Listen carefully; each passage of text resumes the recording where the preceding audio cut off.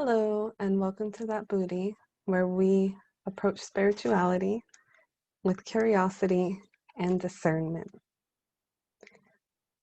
If you have a yoga practice, or if you've been thinking about beginning a yoga practice, you may have heard of the 8 limbs of yoga. These 8 limbs of yoga were first written by Patanjali, who was an ancient sage of India.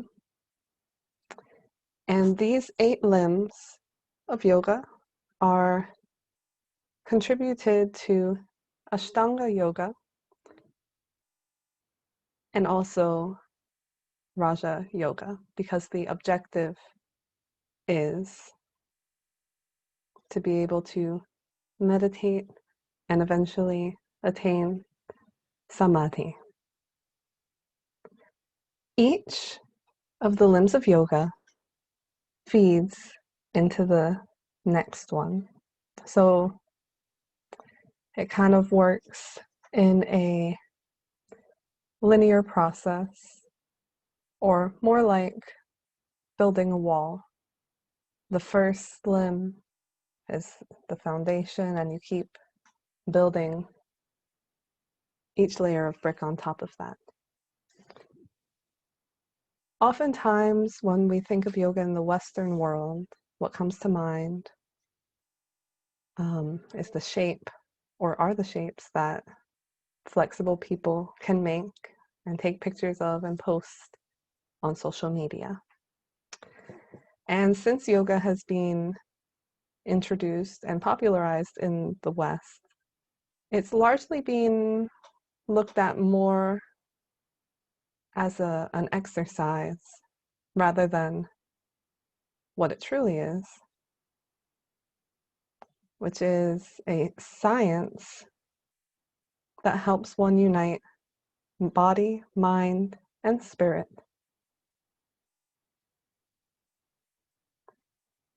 So let's just do a quick overview of the 8 limbs of yoga, starting with the Yamas.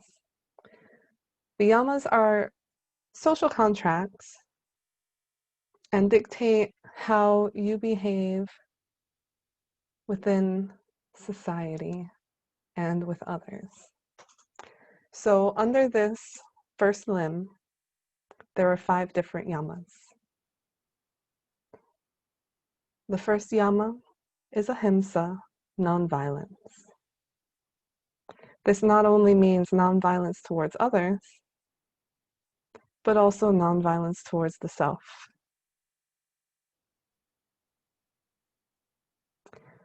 Ahimsa also extends beyond physical violence into more subtle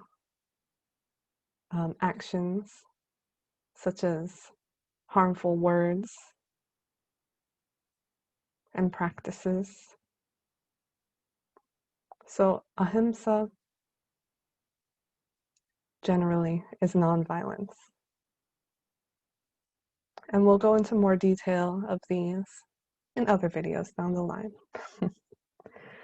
The next yama is Satya, which is truth. It's very important to act from a place of integrity, and Satya holds one accountable for their word. The next yama is Asteya, non-stealing. So just taking what's yours, what you need, and not coveting after anybody else's, or grasping for more than you need. Also not stealing energy or attention. And brahmacharya is continence, abstinence, or restraint. So this one, a lot of people, when trying to practice this, will abstain from sex. And, that's a fair way of approaching this particular yama. But it's also about recognizing where you give yourself up when you let go of the self to satisfy a desire, right?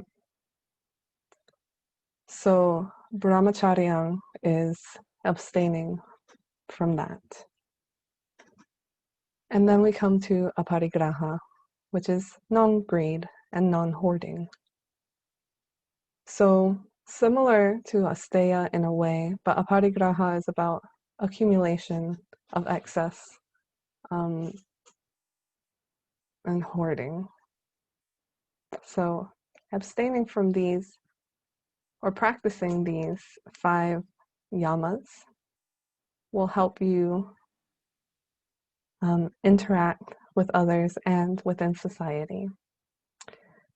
The second limb of yoga is niyama, and niyamas are concerned with how we treat ourselves. They are the contracts we make to the self and the duties that we direct towards the self.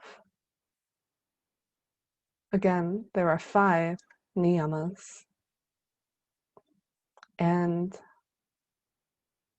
they include spiritual practices and observances, as well as incorporating self-discipline and motivation. The first of the niyamas is saucha, cleanliness. Then we have santosha, contentment, being good with what you already have. Tapas, which is heat, purification. It represents transformation or purging through will, the fiery will, or the fire of movement and action. There's also svadhyaya, which is the study of scripture and the study of the self. And Ishvara Prandihana, which is surrender to the divine. And again, we'll go into more detail about these niyamas in another video, but the niyamas make up the second limb of yoga. After the first 2 limbs comes asana, which is the physical aspect of a yoga practice and literally means the pose, the posture.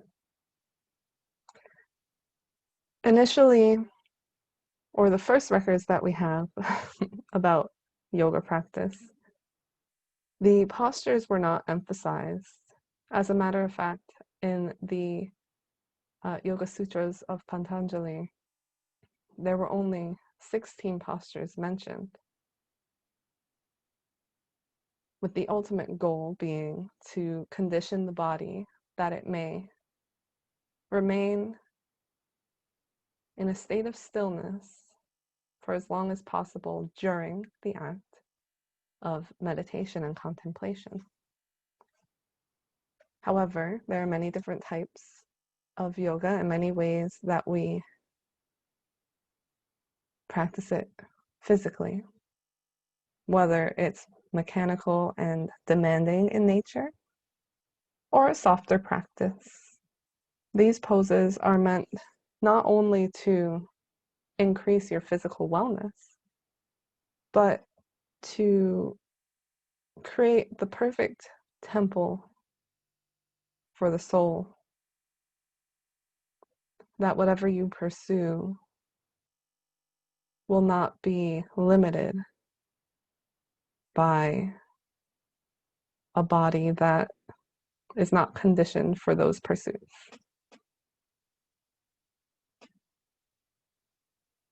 So this is essential in minimizing the distractions of physical discomfort so that you can align with your spiritual self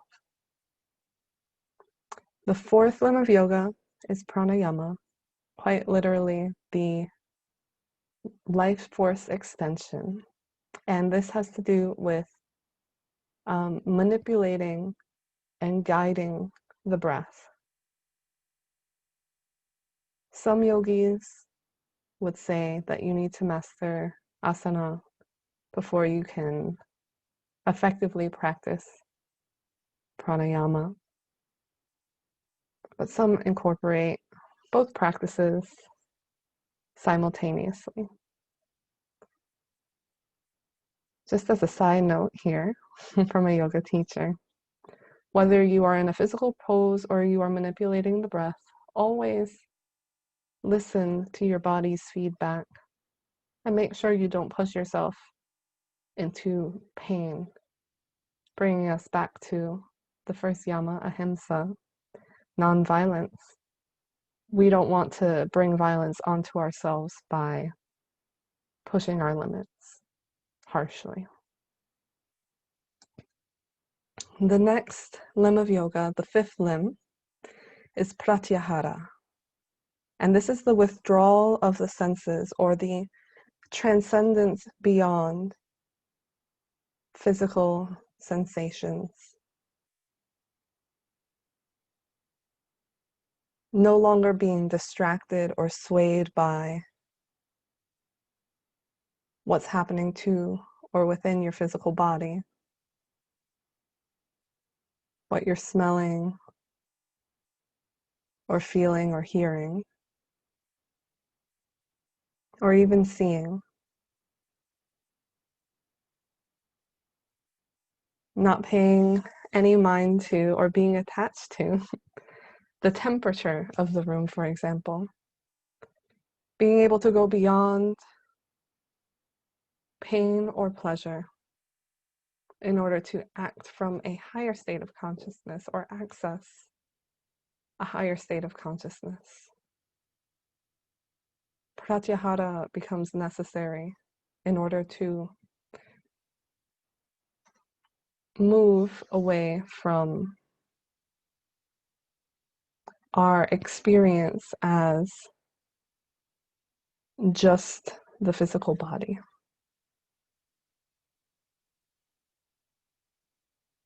And from there, we go into the sixth limb of yoga, which is dharana, and that is intense concentration.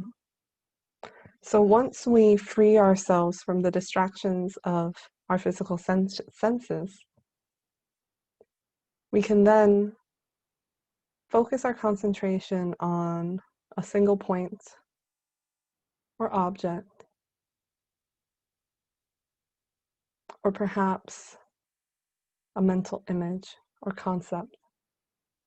Whatever it is, the mind is singularly focused on one thing with unwavering concentration, with the objective that all else will fall away. And eventually, the object of your concentration is also meant to dissolve. Which brings us into the next of the limbs. The seventh limb of yoga is dhyana. Now this means meditation or contemplation, and it differs from dharana due to its focus on embodying complete awareness without a specific object of focus. When we enter into this state, the mind is engaging in an open awareness, while the body remains still and content. This is meditation, where one is in a state of receptivity, in a state of surrender, where they don't need to control what's happening. And it takes a lot of practice to get to this state. So if you haven't gotten there yet, that's okay. Just keep on going. Keep on focusing on letting the senses fall away if you're still at pratyahara. Focus on a single point or a single object if you're in the stage of dharana, and eventually dhyana will come. It takes a lot of time and practice. But even this, which takes concentrated effort to attain, is nothing compared to the eighth limb of yoga, which is samadhi. Samadhi is oneness,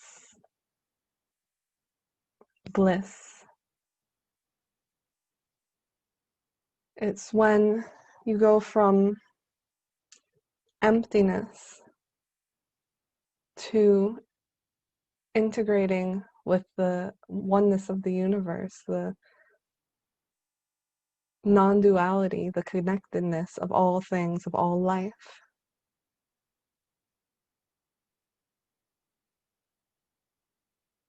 This sense of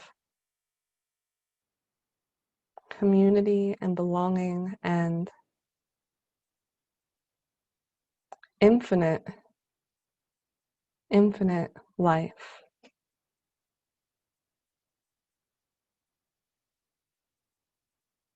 The bliss of samadhi is the goal of any Raja Yoga practice.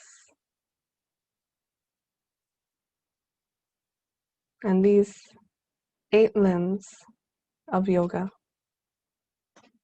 are meant to guide you towards that end.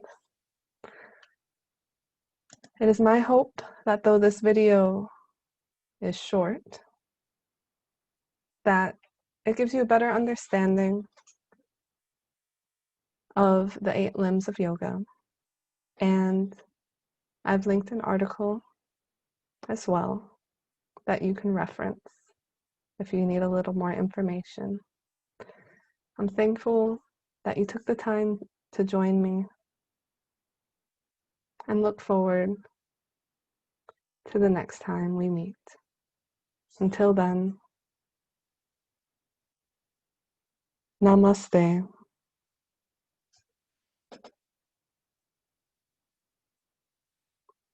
Thank you.